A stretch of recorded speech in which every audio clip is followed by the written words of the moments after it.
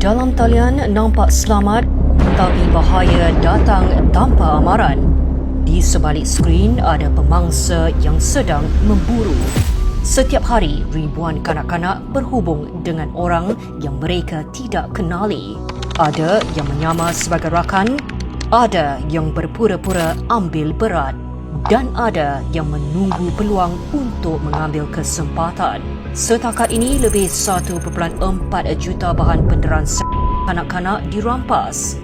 117 pedofilia ditangkap, tetapi ramai lagi masih bebas memerhati dalam diam. Mulai 1 Jun 2026, pengesahan umur akaun media sosial akan dilaksanakan. Mereka di bawah usia 16 tahun dihadkan daripada mendaftar akaun media sosial sendiri. Alisha okey?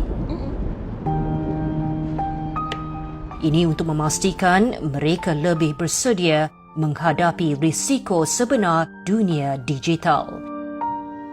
Lindungi anak-anak anda sekarang sebelum terlambat.